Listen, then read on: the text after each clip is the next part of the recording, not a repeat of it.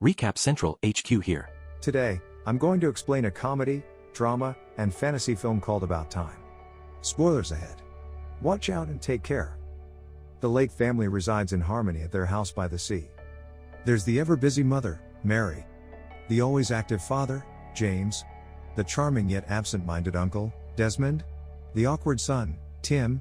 And the free-spirited daughter, Catherine or Kit Kat. Every year, they host a New Year's Eve party with family and friends. At this year's party, Tim navigates through the crowd feeling awkward and dragged around by his friend, Jay. During the countdown to the new year, a girl he's been dancing with, Polly, leans for a kiss, but he shakes her hand instead, leaving her disappointed.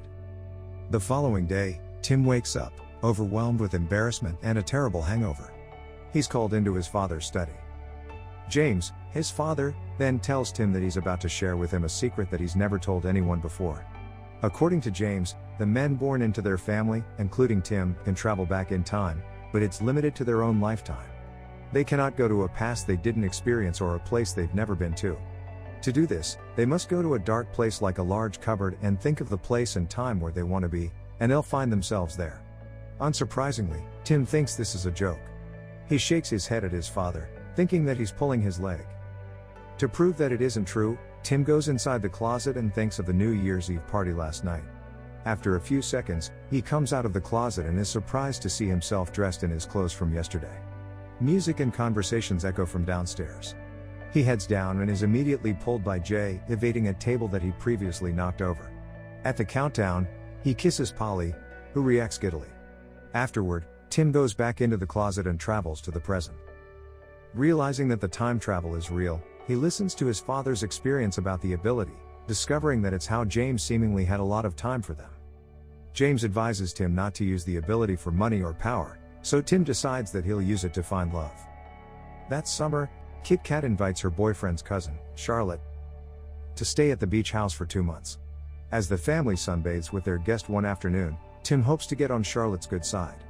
Seeing an opportunity, Tim agrees to put sunscreen on Charlotte's back but ends up spilling the bottle on her. Feeling humiliated, he travels back in time and acts more casually and carefully about it. Throughout the summer, Tim attempts to impress Charlotte but fails each time until it is too late. And then finally, it's Charlotte's last day in the house. On the evening before she leaves, Tim hopes to confess his feelings for her but is instantly shot down before he could, discovering that Kit Kat already warned Charlotte that he might do this. Charlotte wonders if things would have turned out differently if he'd talked to her before her last night at their home. The thought gives him an idea. Tim travels back in time to confess to Charlotte in the middle of summer. But this time, Charlotte tells him to ask her again on her last night at their home. This confirms that he never had a chance with Charlotte, no matter what. Tim finally gives up on pursuing her.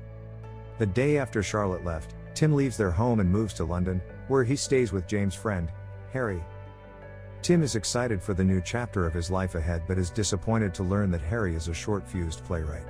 In the first 6 months, Tim hasn't had any luck in romance, finding that his career as a lawyer acquaints him mostly with other men. His luck turns when one night, Jay takes him to Don's Le Noir, the restaurant where the guests dine in total darkness. Here, they are seated next to a woman named Mary, and her friend, Joanna. In the darkness, Tim and Mary get to know each other and have a great time. After dinner, Tim and Jay finally meet the girls face to face. Tim is stunned upon seeing Mary, and it's pretty evident that sparks have flown as the couple lay eyes on each other. She gives him her phone number before parting ways. Tim walks back home with a skip in his step, only to be welcomed by Harry's angered growl.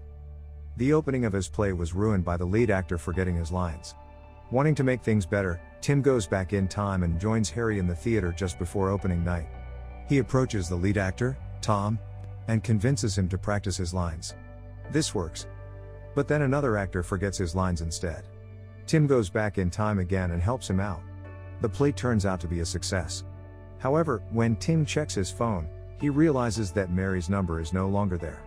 His travels in time had erased his lovely evening with Mary. Feeling distraught, Tim joins an ecstatic Harry for breakfast the next day. Harry shares the newspaper where Tim finds an ad for a Kate Moss exhibition in the city. Remembering that Mary is a fan of Kate Moss, he spends the week at the exhibit, hoping to run into her. After a whole week, Mary finally walks in, and Tim nervously approaches her. However, their interaction doesn't go smoothly, and he learns that Mary now has a boyfriend named Rupert. Tim learns that Mary met Rupert at Joanna's party. He learns the details of the party and goes back in time to stop it from happening. Tim arrives at Joanna's apartment and convinces Mary to leave the party with him before Rupert arrives. Mary is a little hesitant, but she feels a magnetic force pulling her towards him. As they leave, they brush past Rupert, who unknowingly walked past his supposed future girlfriend. Meanwhile, the two have a lovely dinner where they get to know each other even more. Tim ends up walking Mary home, and she invites him up to her apartment. The atmosphere turns hot, and they take the date to the bedroom. But after awkwardly tripping over Mary's shoes and having difficulty unclipping her bra, Tim experiences an awkward first sexual encounter with Mary. He decides to go back in time, and this time, he skips over Mary's shoes and quickly undresses her.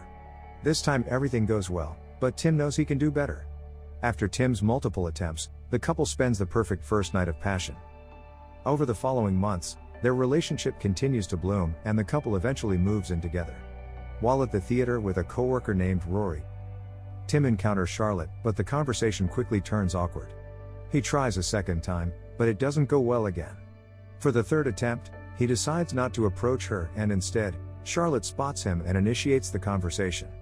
Charlotte invites him to dinner, where she mentions her regrets about turning him down in the past. Charlotte asks him to walk her to her apartment and tempts him to go inside with her, but Tim refuses. Being able to turn down his first love helps Tim realize how deeply he loved Mary. He runs back home and wakes her up to propose to her. It ends up not as romantic as he expected, so he does it again. The second time, she says yes.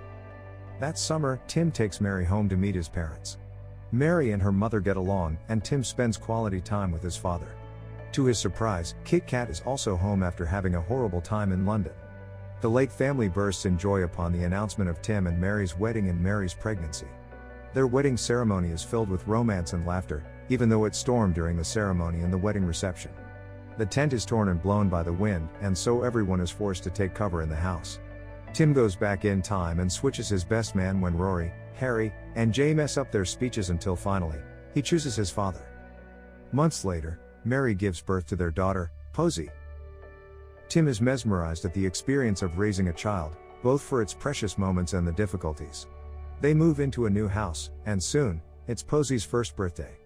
All the guests arrive, including Harry and Rory, but Kit Kat is late to the party. The doorbell rings, and Tim answers it, but instead of Kit Kat, it's her troublesome boyfriend, Jimmy. He and Kit Kat argued earlier that day, which ended with Kit Kat driving by herself. Kit Kat had been drinking earlier that day, leading her to crash her car on the way to Tim's house. Hoping to save her, Tim goes back in time and picks her up from her home instead. But this doesn't solve the problem. Kit Kat maintains a drinking problem stemming from her unhappy relationship with Jimmy. Tim talks to his sister, hoping to reach out to her. When it doesn't work, he takes Kit Kat back in time during the New Year's Eve party where she met Jimmy.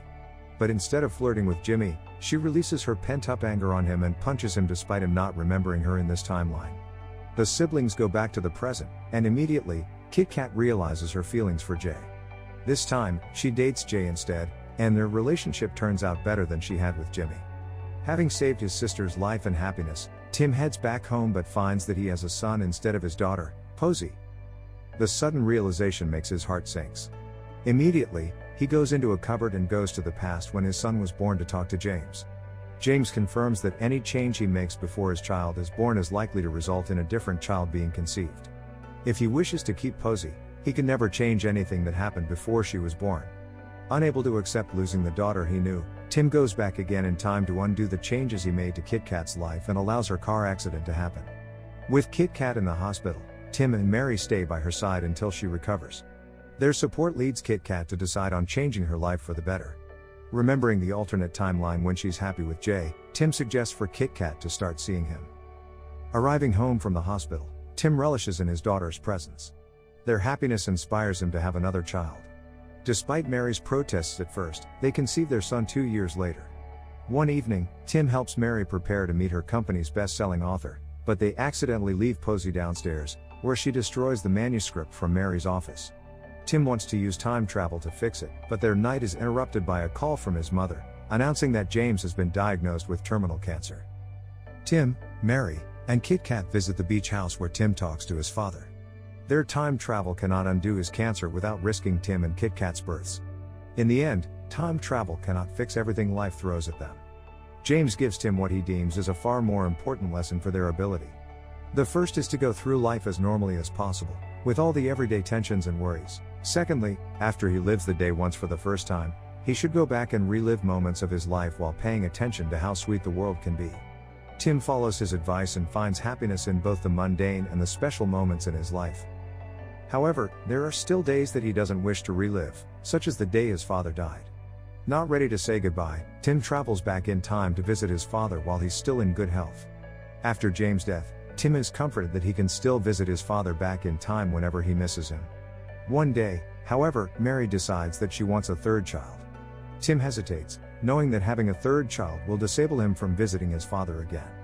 With much thought, he lets go of the past and decides to carry on with the future.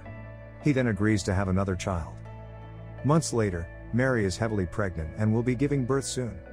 This is Tim's last chance to visit his father in the past. He goes back in time and plays table tennis with his father for the last time. Seeing the sadness in Tim's eyes, James realizes that it is their last time together.